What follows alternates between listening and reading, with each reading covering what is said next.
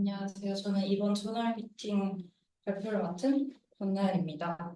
제가 발표할 논문은 Systematic Single Variant and Gene-Based Association Testing of Thousands of Phenotypes in UK Biobank Exomes라는 제목의 논문입니다.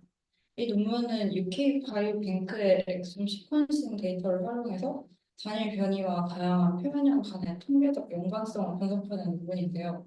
저는 이 논문에서 연구의 내용이나 결과보다는 논문에서 데이터를 전처리한 방법을 위주로 설명드리려고 합니다. 제가 최근에 바이오뱅크 규모의 시퀀싱 데이터를 다루는 과제 제안서를 작성을 했는데 이 논문에서 다루고 있는 개념들이 제안서에 포함되어 있고 앞으로 과제를 수행하는 데에도 큰 도움이 될 것 같아서 이 논문을 선정하게 되었습니다. 전장 유전체 연구를 하시는 분들은 아마 익숙한 내용을 확인하실 수 있으실 거고 싱글셀 연구를 주로 하시는 분들께는 전장 유전체 데이터가 이렇게 관철이 되는구나 하고 이해하시면 좋을 것 같습니다. 우선 간단한 개념부터 설명드리겠습니다. 시퀀싱을 통해서 생성된 로우 데이터는 파스타큐 파일로 저장이 됩니다. 이 파스타큐 파일의 리드를 레퍼런스 지름에 온라인을 하면 뱀 또는 셈 파일이 생성이 되고 변이를 검출하면 그 결과를 VCF 파일의 형식으로 저장하게 됩니다. VCF 파일은 아래 그림과 같이 생겼고 크게 헤더 섹션과 데이터 섹션으로 나눌 수 있습니다. 헤더 섹션은 메타 인포메이션 라인즈랑 헤더 라인으로 이루어져 있습니다. 메타 인포메이션 라인에는 파일 생성 일자, 레퍼런스 시퀀스의 정보와 같은 메타 정보나 데이터 섹션에서 사용된 태그와 어노테이션의 설명을 포함하고 있습니다. 헤더 라인은 크롬부터 인포까지 8개의 필수적인 컬럼과 샘플에 대한 추가 정보를 담은 포맷 컬럼으로 구성되어 있습니다. 그림을 보시면 VCF 파일의 각 컬럼은 차례대로 검색체 번호, 변이의 시작 위치, 아이덴티파이어, 레퍼런스 알릴, 알터네이트 알릴, 퀄리티 스코어, 필터 정보를 의미합니다. 인포 컬럼에서는 변이 수준의 정보를 확인할 수 있고 포맷 컬럼에서는 샘플 수준의 정보를 확인하실 수 있습니다. 이 그림에서 MA로 시작하는 것이 샘플 아이디인데 그림처럼 여러 샘플의 정보를 담은 VCF를 프로젝트 VCF 또는 멀티 샘플 VCF라고 합니다.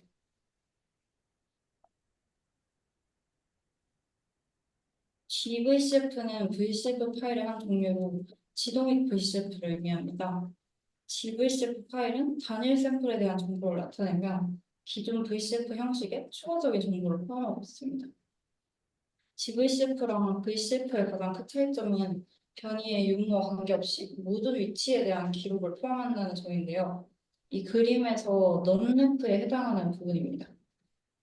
VCF 파일에서는 알터네이트 알릴에 넌레프만 있는 이런 위치는 기록하지 않는데 GVCF에서는 변이가 없는 이런 위치도 기록이 됩니다. 잠시만요. 그렇게 써있네. 뮤트 시켰어. 네. 네. 이런 부분을 non 베리언트 블럭이라고 하고 인포 컬럼의 엔드 키를 통해서 이 블록이 끝나는 위치를 알 수 있습니다. 제가 방금 설명드린 이 두 개념을 알고 오늘 발표를 들으시면 이해에 도움이 되실 겁니다. 이 논문은 2022년에 셀 지노믹스에서 발표되었고 벤자민 딜 교수님의 연구실에서 작성이 되었습니다. 벤자민 딜 교수님은 현재 하버드랑 브로드 인스티튜트에서 연구를 하고 계시고 대규모 유전 데이터의 분석을 통한 통계적 반복론과 도구 개발을 주로 하십니다. 특히 조현병이나 ADHD, 자폐증과 같은 여러 정신질환의 유전적 구조를 구명하는 연구를 많이 수행하셨습니다. 이 연구실에서 개발한 도구 중에 하나가 저희 연구실에서도 자주 사용하는 헤일입니다. 헤일은 대규모 유전체 데이터셋의 효율적인 분석을 위해 설계된 소스 분석 소프트웨어로 퀄리티 컨트롤이나 변이 연관 분석 같은 유전체 데이터 분석을 수행할 수 있습니다. 음. 이 논문에서는 UK 바이오뱅크의 데이터를 사용하였습니다. 그 바이오뱅크는 전 세계에서 가장 큰 규모의 생물의학 연구 자원 중에 하나로 인간 질병의 원인을 이해하고 건강한 삶을 연장하기 위한 연구를 목적으로 운영되고 있습니다. 영국 내에서 약 50만 명의 자원자들이 제공한 의료 및 유전 데이터가 포함되어 있고, 유전체 데이터, 병원 기록, 생활 방식과 환경 요소, 신체 측정 데이터 등이 수집되어 있습니다. UK 바이오뱅크의 데이터는 전 세계 연구자들이 승인을 거쳐 활용할 수 있고, 특정 질병과 유전자 변이의 연관성, 환경 요인과 질병의 관계, 그리고 건강을 미치는 영향을 미치는 다양한 요인들을 연구하는 데 광범위하게 사용되고 있습니다.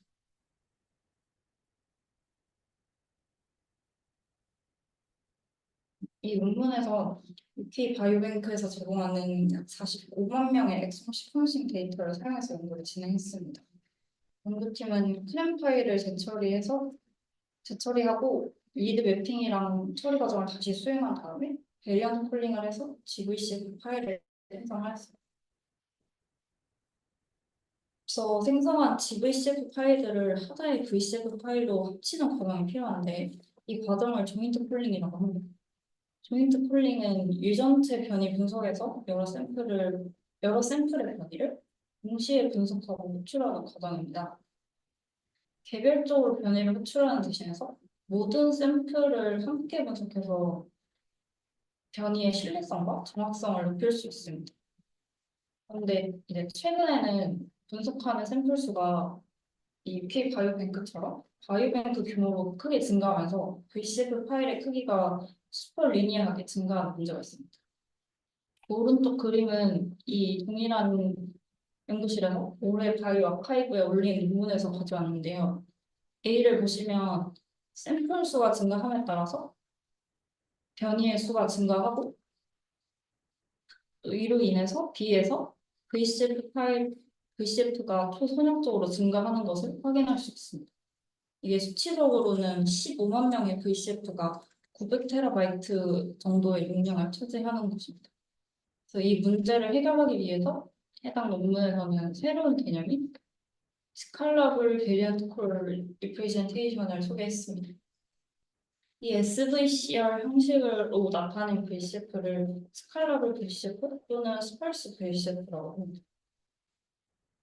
네. 이 아래의 그림은 슈퍼 리니어의 개념을 설명하기 위해서 가져왔는데 이렇게 가운데 B처럼 입력과 결과가 비례하여 증가하는 것을 리니어라고 한다면 입력의 크기가 커질 때 결과가 더 큰 비율로 증가하는 것을 슈퍼리니어, 한국어로는 초선형적 증가라고 설명을 합니다.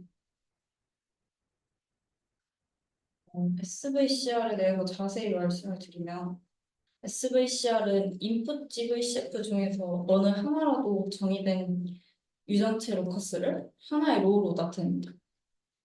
이게 그림을 보시면 조금 더 이해가 쉬운데 3A는 두 샘플의 GVCF를 나타낸 거고 3B랑 C는 두 GVCF를 합친 것입니다. 이때 B가 기존에 사용되던 PVCF 방식이고 C가 이 논문에서 소개하는 SVCR 방식입니다. 우선 A는 보시면 앞서서 말씀드린 것과 같이 알터네이트 알릴에 넌레프가 있으니까 GVCF가 되겠고 이 두 GVCF를 합쳐도 이 크로모점 1의 3330 위치에는 변이가 나타나지 않는 것을 확인할 수 있습니다. 그래서 기존의 PVCF에서는 이 위치를 기록을 하지 않는데 C를 보시면 3330 위치에도 이 하나의 로우를 나타냈다는 것을 확인할 수 있습니다. 이렇게 SVCR은 인풋 GVCF들의 모든 로커스에 대한 기록을 저장합니다. 그러면 이제 저는 처음에 생각 들었던 게 어떻게 PVCF보다 SVCR이 더 많은 로커스를 나타내게 될 건데 어떻게 이 용량의 문제를 해결할 수 있냐라고 생각이 들었었는데 이 샘플 수가 증가하게 되면 변이의 수가 늘어나게 돼서 결국 이 차이는 줄어들게 되고 이 뒤에 나오는 방법으로도 파일의 용량을 줄이게 됩니다. SVCR의 또 다른 특징 중에 하나는 엔트리 영역이 스파스하게 존재한다는 것인데요. 이 앞에 그림을 보시면 포지션이 3331이나 3332인 엔트리를 보시면 점으로만 된 부분을 확인하실 수 있습니다. 이게 두 번째 샘플에 GVCF에서 해당 변이가 없고 그렇기 때문에 SVCR에서는 이 부분을 비워두는 것입니다. 이런 특징으로 SVCR의 형식으로 나타낸 VCF를 스파스 VCF라고 하고 기존의 PVCF는 덴스 VCF라고 합니다. 또한 SVCR에서 로컬 알릴의 의미를 나타내는 LA라는 새로운 영역을 사용하는데 이 영역은 정수의 리스트로 나타냅니다. 여러 GVCF들을 합치면 알터네이트 알릴이 여러 개가 존재하게 되는 경우가 생기는데 그 중에서 이 해당하는 샘플이 가진 알릴만을 나타내는 방식. 이때 0은 레퍼런스 알릴을 의미하기 때문에 항상 포함을 해줍니다. 예를 들어서 이 그림에 보면 레퍼런스 알릴인 A가 0이고 C가 1이고 T를 2라고 했을 때 이 샘플에서는 T를 알터네이트 알릴로 붙는다는 의미를 갖습니다. 이 LA라는 개념을 사용해서 SVCR에서는 GT, AD, PL도 각각 LGT, LAD, LPL로 나타냅니다. 그림의 LAD를 예시로 들면 PVC에서는 모든 알릴에 대한 덱스값을 나타냅니다. 그런데 SVCR에서는 해당 샘플이 가진 알릴에 대한 덱스만 나타내기 때문에 불필요한 정보를 나타내지 않는다는 장점을 가지고 있습니다. 방금 설명드린 특징을 가진 SVCR을 만드는 방법인데요. 우선 각 GVCF를 싱글 샘플 SVCR로 만듭니다. 이 과정에서 앞서 말씀드린 LA라는 개념을 도입을 하게 되고 그 후에 싱글 샘플 SVCR을 합쳐서 하나의 SVCR로 만드는데 이걸 합칠 때마다 루커스를 아우터 조인 방식으로 합치고 계속 LA 영역을 업데이트하면서 진행하게 됩니다. 또 이 SVCR의 장점 중 하나가 홀로 수행을 하면 다시 SVCR에서 GVC를 얻을 수 있다는 것도 있습니다. 이 연구팀은 헤일의 베리언트 데이터셋 컴바이너라는 함수를 사용해서 이 과정을 진행했는데 이 함수는 앞서 말씀드린 그 두 번째 단계를 반복적으로 수행하는 함수입니다. 연구팀에서는 한 번에 100개의 SVCR을 병합할 때 성능이 좋다는 것을 경험적으로 확인을 했고 이는 100만 개의 샘플을 병합할 때 총 3번의 단계가 필요하다는 것을 의미합니다. 이 그림은 앞서 보여드린 그 VCF 파일을 좀 더 보기 쉬운 형식으로 표현을 한 것인데 이전에 보여드린 그림과 동일하게 두 샘플의 GVCF가 있고 두 GVCF를 합친 하나의 SVCR이 있습니다. 이 그림을 보시면 아까 말씀드린 엔트리 영역이 스파스하게 존재한다는 것이 좀 더 이해하기 쉬우실 거예요. 네. SVCR이 이제 스파스하게 나타나기 때문에 특정 변이에서 레퍼런스 블록의 정보에 접근하기 어렵다라는 단점이 있는데요.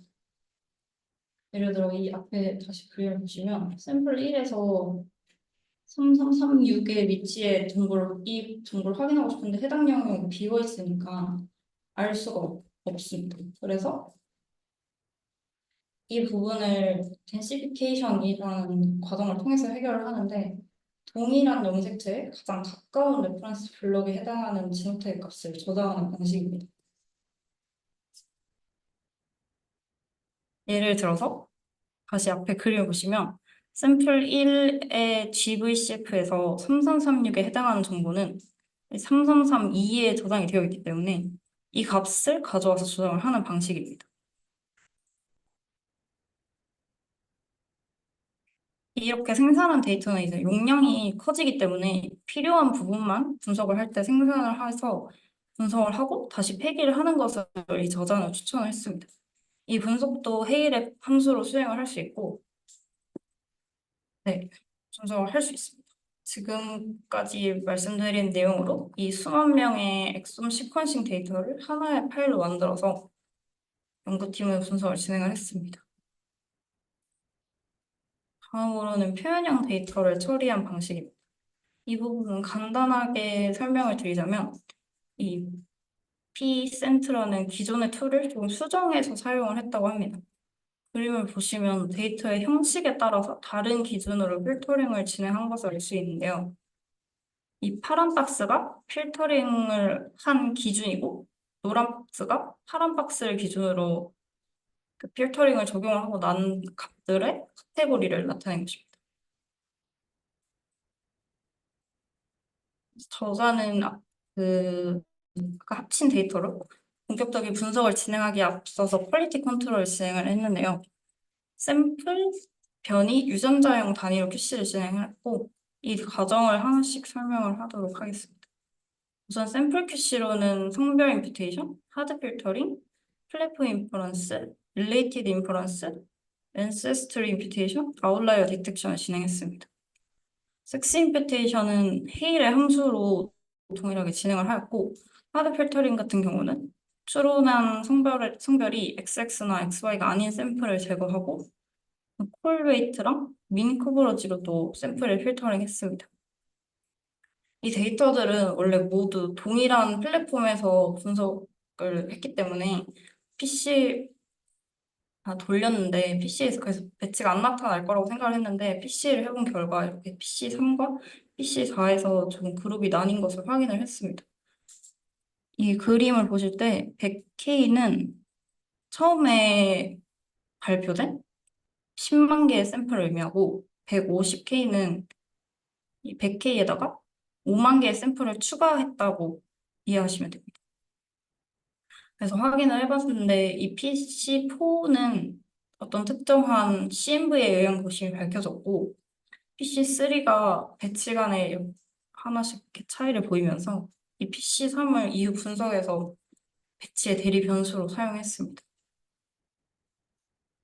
Related Inference도 헤일의 함수를 사용을 했는데 우선 PC relate 함수로 relatedness를 계산을 한 다음에 maximal independent set 함수로 샘플 간 relatedness를 제거하는 방향으로 샘플을 필터링 했습니다. ancestry imputation은 UK 바이오뱅크의 데이터를 노마드 포퓰레이션 PC에다가 프로젝트를 한 다음에 랜덤 포레스트 클래시파이어로 노마드의 ancestry 라벨을 학습을 시켜서 사용을 했습니다. 아웃라이어 디텍션은 헤일의 샘플 QC 함수를 사용하였는데 해당 함수를 사용해서 얻어지는 값들의 중앙값으로부터 멀리 떨어진 값을 제거하는 방식을 사용했습니다. 이 샘플 QC 함수를 사용하면 인델이나 스닙의 개수랑 트랜지션 트랜스버전 레이시오 같은 정보를 얻을 수 있습니다. 베리언트 QC는 랜덤 포레스트 클래시파이어를 사용해서 진행을 했는데 우선 기존에 알려진 변이들을 트루 포지티브로 사용하고 GATK 하드 필터를 통과하지 못한 변이를 false positive로 사용해서 학습을 했고 이 그림 A를 통해서 랜덤 포레스트에 사용된 피처랑 각 피처의 임포턴스를 확인할 수 있습니다. 이 B를 보시면 랜덤 포레스트의 probability 컷오프를 확인할 수 있는데 프리사이전 리콜 커브에서 SMB는 90% 이상, 인델은 75% 이상을 커버하는 값을 기준으로 사용을 했습니다. 마지막으로는 지노타입 QC를 진행했는데 지노타입 QC는 뎁스나 지노타입 퀄리티, 마이너럴리 밸런스를 사용해서 진행했습니다.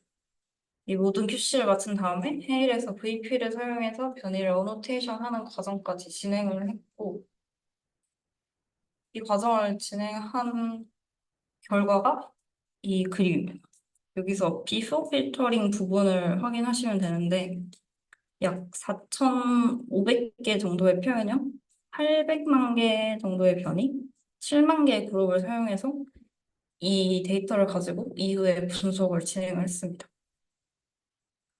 제가 설명드리고 싶었던 논문 내용은 여기까지고 이 논문에서는 이후에 이 데이터로 유전 변이랑 표현형 사이에 연관 분석을 진행을 해서 그 결과를 진베스라는 사이트에 공개를 했습니다. 그래서 이 논문에서 밝혀낸 거로는 자연 선택이 강하게 작용하는 변이일수록 낮은 빈도로 나타나고 이러한 변이들이 특정 질병이나 표현형과 유의미한 연관성을 보인다. 것까지 연구 내용에 있었습니다. 저는 오늘 이 논문을 통해서 바이오뱅크 규모의 전장 유전체 데이터를 처리하는 과정을 설명해 드리고 싶었고, 이 해당 내용을 사용해서 분석을 하게 될 것 같습니다. 오늘 말씀드린 내용 중에 더 공부하고 싶으신 부분이 있다면 이 논문을 참고하시면 도움이 될 것 같습니다.